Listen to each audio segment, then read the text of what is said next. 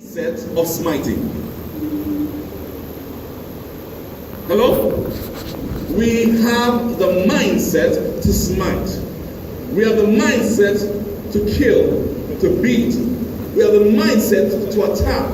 So God said, if you're going to approach your conflicts with the mind of Christ, change your mindset. Amen. I'm going to preach very strongly today. Go ahead. Change your mindset. He said, conflicts will always arise, but how you approach the conflict determines who you are. You can approach the conflict as a worldlian, or you can approach it as a child of God. When you approach it with a mindset to kill, to destroy, to hamper, and to tear apart somebody's life and somebody's character, it is because there is a mindset to smite. And understand me, I've been preaching this now for about 4 or 5 weeks, and this is what the Spirit put in my spirit. So we must understand that if we're going to live like Christ, have the mind of Christ, honor Christ, we've got to ask the Holy Spirit to change our mind. As I said last week, we say in Jamaica that Jamaicans have bad mind. Somebody put your hand on your head. Say, Lord, change my bad mind. Change my bad mind. Say, Lord, I know. I live in Jamaica. I am Jamaican. But I have a good mind. Come on, speak it into being. I have a good mind. It's important. But look at the second thing God showed me this morning. As I read the next verse, and this is before I go into the depth of the message. As I read the next verse, God said this, verse 50. One of them smote the servant of the high priest and cut off his right ear. So firstly, there was a mindset to smite, but secondly, there was an action which smote. Yes. And so God said, some of us are too quick to act. Come on. Go ahead. We think and then we act, but both are outside of the realm of the Holy Spirit. The reason why conflicts are building in our lives, the reason why conflicts are tearing us apart as people of God is because we are too quick to act. I gave you a story. Mrs. Blair said, honey, it's 9 o'clock and you don't give me no breakfast. It's my job. Right? You know I love the kitchen. It's my job. So I'm looking after the breakfast. I didn't look after any. I'm laying down in bed. I have things doing. I'm typing. And she's upset with me. The first thing I want to do is give her a piece of my mind. Yeah. That's how we are. Yes. I want to tell her how unthoughtful she is. I want to tell her how no good she is. I want to tell her how wicked she is. Yes. Yes. Go ahead. But I'm not going to think, so no? Yeah. It's only me one thing that I feel. Go ahead, preach, sir, preach. I want to tell her what kind of woman she is, and I'm a big man with a boy to come talk to me that way. Go ahead. No, parents, not everybody's like you. But the thing is, we find ourselves in a position where, because of who we are, and this is why when I started this series, I started talking to you about spiritual maturity. Go ahead. Oh my God. People about spiritual wickedness, not spiritually mature. True. So I started speaking to you about spiritual maturity because I made up my mind on the 7th of January, every day a honeymoon. Come on. So it's up to me. Yes. Your actions are not up to God. No, that's up to you. You don't want me to preach. Go ahead. Your actions are not up to the Holy Spirit. Your actions are up to you. You have to decide what you're going to say and how you're going to say it. How you're going to act. How you're going to live. The Bible says in verse 50, one man, after Jesus said no, one man smote the ear. One man decided to act quickly and swiftly. One man decided to act on righteousness and cut off the ear of that man. So the Spirit of God speaks. For us to get to a place where we avoid conflicts, don't rush our actions. Turn to your neighbor and say, neighbor. Neighbor. Come on, pinch them, wake them up. Say, neighbor. Neighbor. Take your time. Take your time. Take your time. Come on, turn to somebody who says, neighbor. Neighbor. Take your time. Take your time. You know why we take our time? The Holy Spirit is speaking to me. You know why we take our time? If we rush things, we may be like this man and do something that we're not supposed to do. You have to be careful how you approach things. You have to be careful because, you know, some people may get in this conflict with you and commit suicide. Some people may get in this conflict with you and walk out of the will of God because of you. So you have to understand. Let's go back to the first point. Honor Christ. So now I want to give you 7 things that God put in my spirit in dealing with conflicts. So now that we understand it is our behavior that causes conflicts to arise. Because when somebody does us something, we can choose how we act. Am I talking about church? Have I lost you somewhere? Okay. So firstly, define the problem that has caused this conflict. Define your problem and stick to the issue. So what we find is that conflicts deteriorates when the issue that started the conflict gets lost in angry words. If you don't define it and stick to it, you're going to be all over the place. If you don't define the problem and stick to it, you're going to be here, there, and everywhere, and all of a sudden, words are going to come forth that kill. So you find yourself in a conflict, define the problem. This is going to save some of your lives here today. Define the problem. The problem is not, Mrs. Blair, please forgive me. I'm using our story, right? The problem is not that she's being rude to me. The problem is not that she's not being thoughtful or that she doesn't understand. The problem is not that she's wicked. The problem is the woman's in pain and have tablets to take and need food to eat. So I must understand what generates the situation. And the words that I bring forth out of my mouth must therefore deal with the issue. Number 2. Some of you are not going to like this one. When the conflict arises, make sure you pursue purity of heart. Thank you for the 2 amens. I heard 2 amens. Purity of heart. Watch this Bible verse now. Matthew chapter 7, verse 5. Some of you are not going to like this one. I'm going to read it from the New American Standard Bible. Take the log out of your own eye. Then you will see clearly to take the speck out of your brother's eye. See, many of us enter the conflicts not understanding that though somebody may be wrong, we are wronger. Nobody want to preach with this morning. Before approaching other people regarding their faults and shortcomings, prayerfully face God about yourself. My God.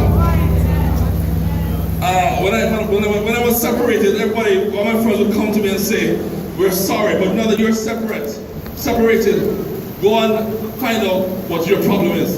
And I sit down there and say, nothing wrong with me, it's she. That's how some of us behave.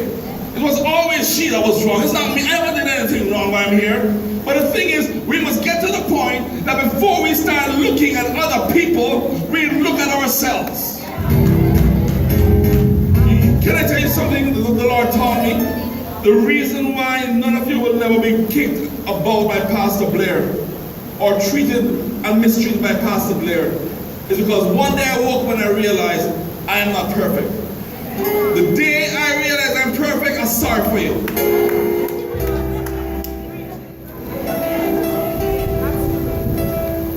The day I realize I'm perfect, I can be outside your house, I can be at your workplace, and I can be calling you all kinds of names. But one day I realized that God's grace kept me.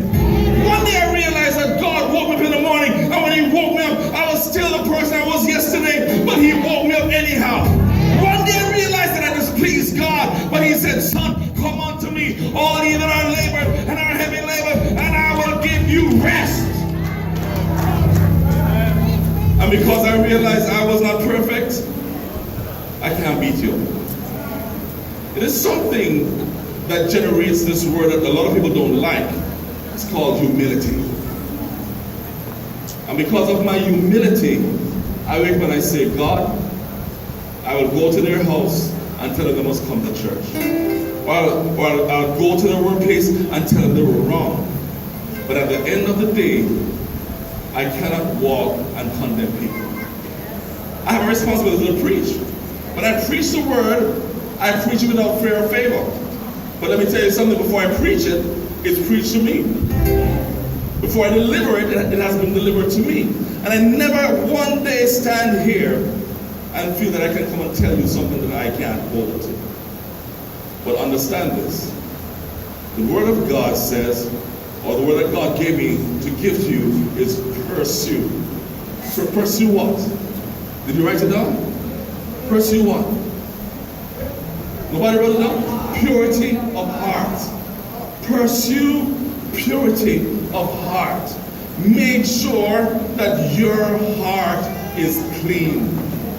Make sure that before you start arguing with a person, that before you start pulling the person down, or before you continue in conflict with them, you know, sometimes our conflicts would end if we just walked in humility. Because I would then say to her, okay. I would then say to you, don't worry. It is something that dictates the power of God in our lives. We have young men in the church. I'm looking at some of them right now. And other young men are always coming to challenge us. To challenge us and to tell us what they can do to us. I grew up with young men at Middlebrook telling me that my father was a dirty ginner. I grew up with young men telling me how my father was a thief. But yet, in those days when I just got filled with the Holy Spirit, and these men are calling a father name. Can you imagine, minister? I go to school and they have no lunch. And instead of fighting with them and calling them name and telling them about them no good mama, mother, the old dirty mother, and all kind of things that we say in Jamaica. Instead of walking that walk, I did not have my lunch, but I would buy them lunch. Do you know that those guys today, one of them called me the other day and said, Pastor Blair, we have a group going on, and though you've been too busy to be a part of this thing we're doing at the school, we want you to come in and be the treasurer. Me, whose father's a thief? Hello? My father's a jailer and you calling me? Well, Pastor Blair, we want you to come. We know you're busy, but we believe that you are the man for the job. I said, really? He said, yes, everybody here trusts you. Everybody here love you. I said, how come them love me so? I almost said to him, when he said to me, I almost said to him, you remember 30 years ago? But you see, our job is not to remind people of our past. Our job is to walk forward in love with the power of God. Someone say amen. Amen. Number 3.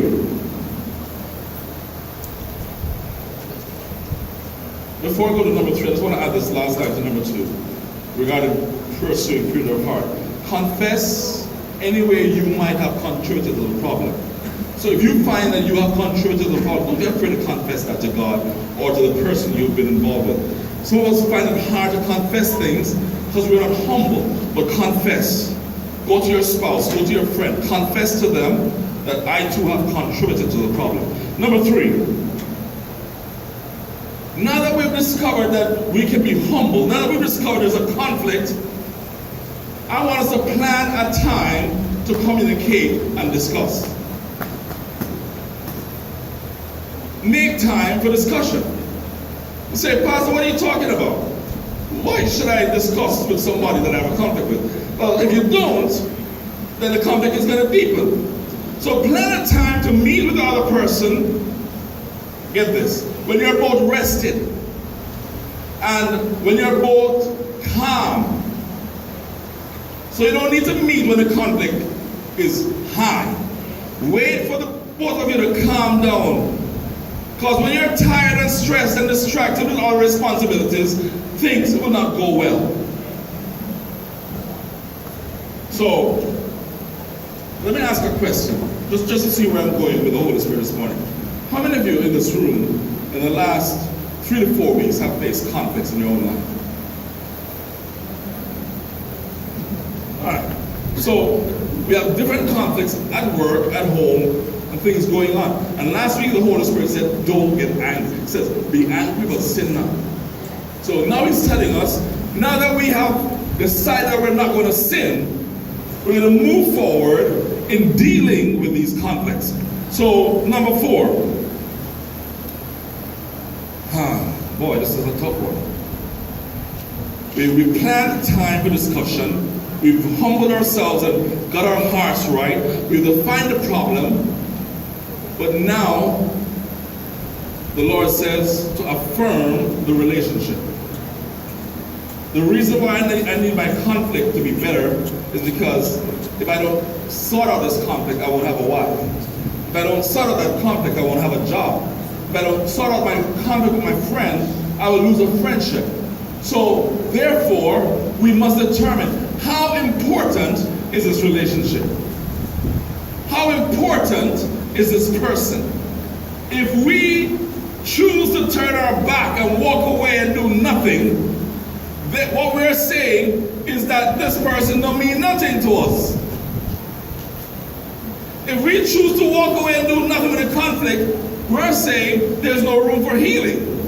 There's no room for deliverance. There's no room for God to work. And there's no room for our maturity to shine. Nobody wants to talk with me this morning. So, we've got to determine. About 40 people raised their hands a while ago. Determine how important it is that we have this relationship. The day you look at your spouse and decide, I'm not going to sort out this problem. There are too many verses. The devil has room for idle hands. All kind of things. You let just sit down there and fester what can happen with it. Boils and sores may come up. Hello? Nobody hearing me? You can't let it sit there and fester. Affirm the relationship. David, watch me now. The Lord gave me this one, and I didn't want to use this one, but I have to use it because God gave it. David had many conflicts. David had his brother, his brother Jonathan, his friend. The relationship with Jonathan was important. He had his son, Absalom, conflicts with Absalom. He had Saul, the king. And what we find from David is that despite all of these conflicts, the man after God's own heart had many conflicts. He had many failures. But God recognized who he was and called him a man after God's own heart. But look at what happened with David. David saw Saul. This is powerful. Let me read it for you. David saw Saul in 1 Samuel 24, verses 3 to 7. He had the opportunity given to him by his soldiers to murder the king. The man who was trying to kill him. The man who was talking bad about him. The man who was going everywhere looking for him. And this is what David did. Let's read it. He came to the sheep's cote, by the way, verse 3, where there was a cave, and Saul went in to cover his feet. And David and his men remained in the sides of the cave. And the men of David said unto him, Behold, the day of which the Lord said unto thee, Behold, I will deliver thine enemy into thine hand, that thou mayest do to him as it shall seem good unto thee. Then David arose and cut off the skirt of Saul's robe privily.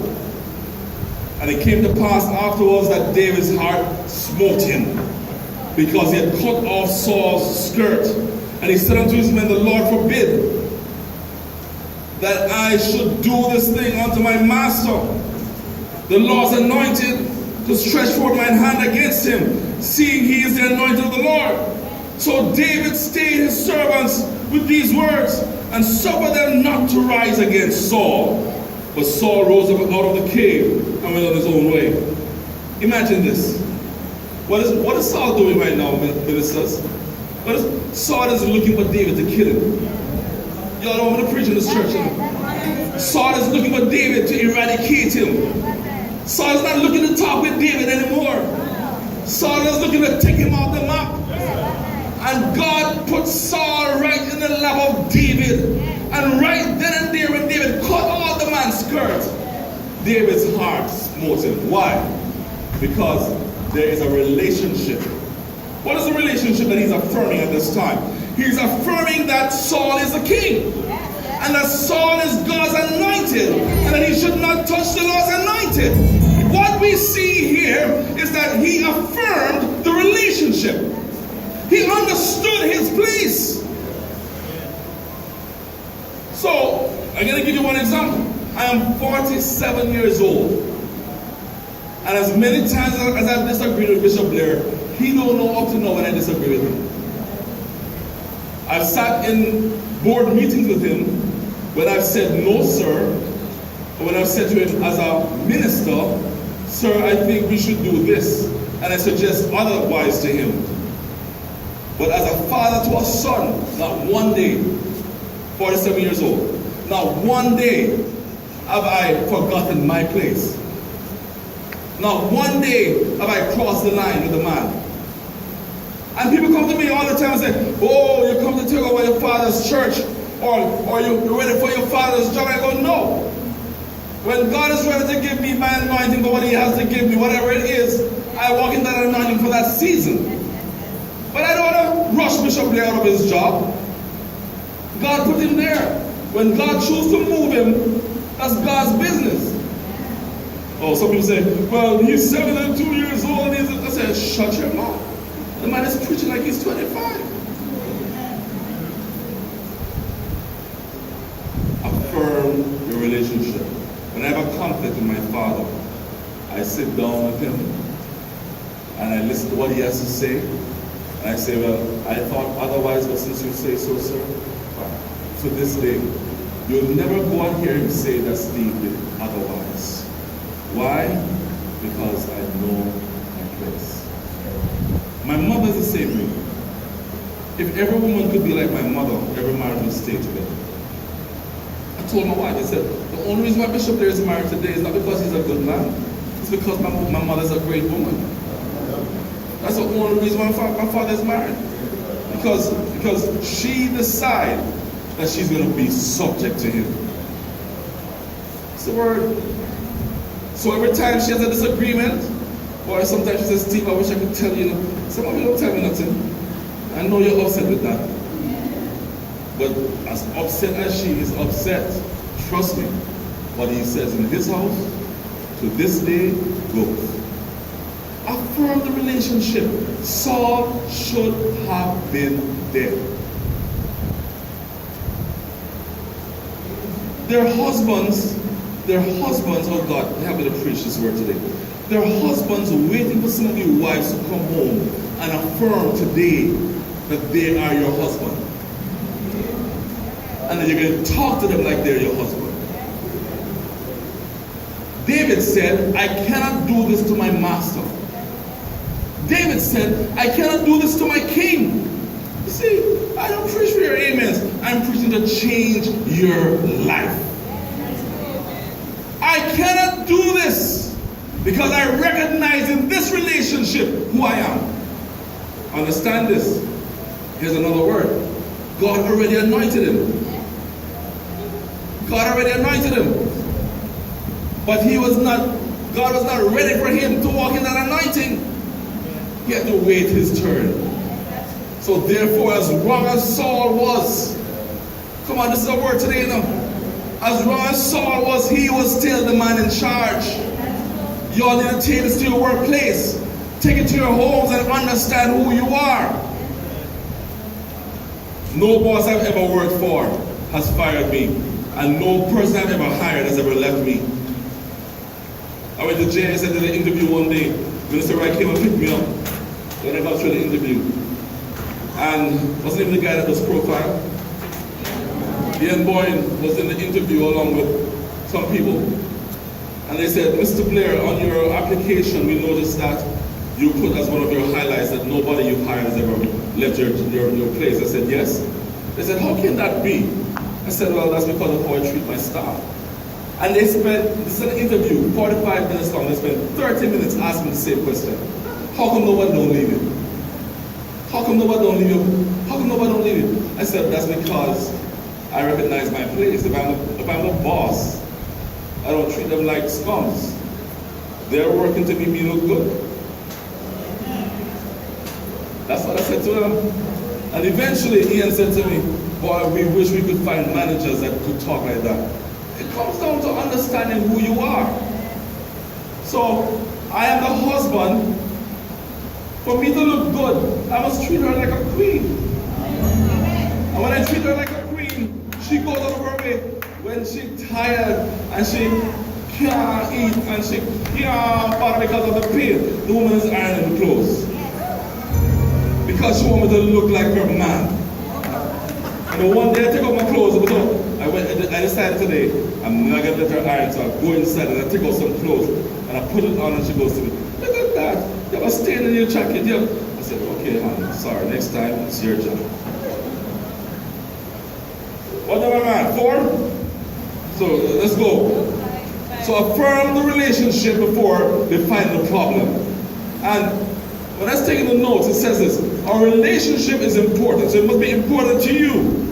So you must then determine, instead of blaming the other person all the time, and saying, well, you make me feel, this is marriage teaching now, you make me feel bad, you make me this, you make me this. Instead of saying that, say, when you do this, I feel good. So instead of saying the negatives, speak the positives.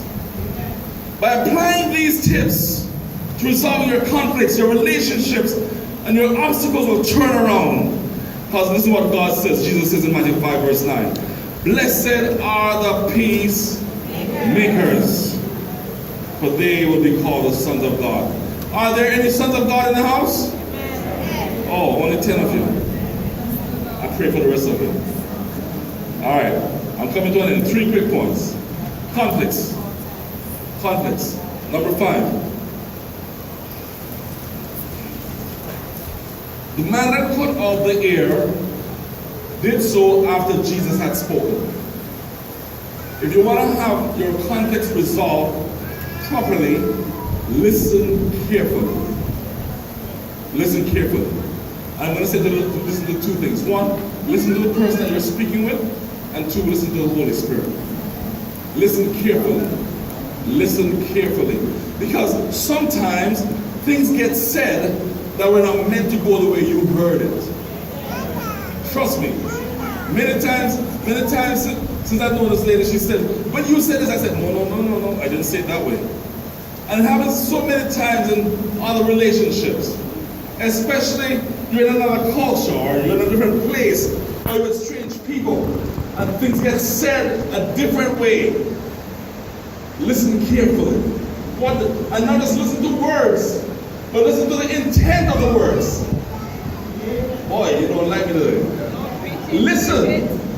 Listen. Once you share your feelings, listen to the other person's perspective. What good is it if all they hear? You sound like a dog.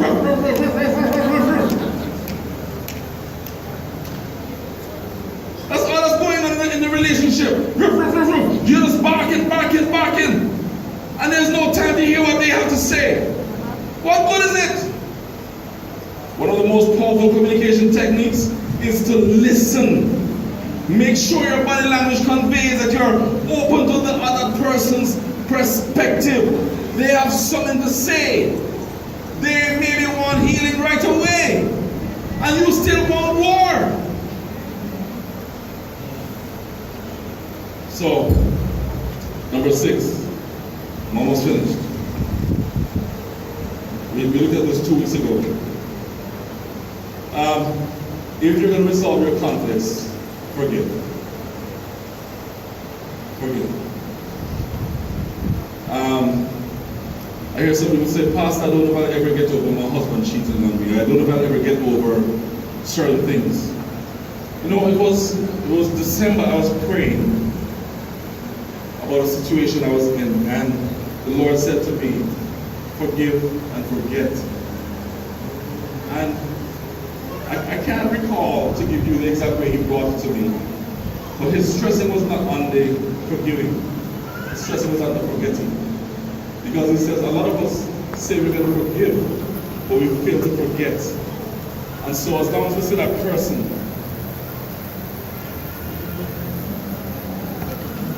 I hear God saying, some of you can't get past anger in your spirit because you don't know how to forget. Because every time you see that person, you're still getting angry. But you say you've forgiven them. Oh boy, I don't feel like preaching today. Minister, pray for me. It's tough today.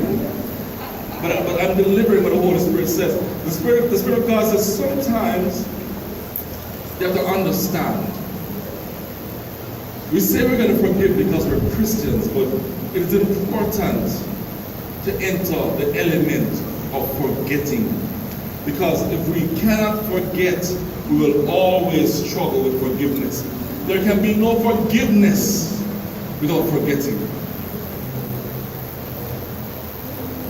Oh God, your conflicts will always be a conflict if you walk without forgetting.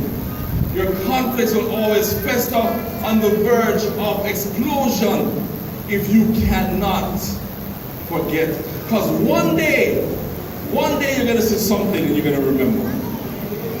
And the forgiveness is going to be erased. But you see, as a child of God, here's where I'm going to teach you humility again. The reason why Pastor Blair lives the way Pastor Blair lives is because I have been and I am continually forgiven. If God does not forgive me, I have no reason to forgive you. But God continues to forgive. Come on, talk to yourself. God continues to forgive. Come on. Tell me that you're perfect and God is not forgiving. God has no need to forgive you. He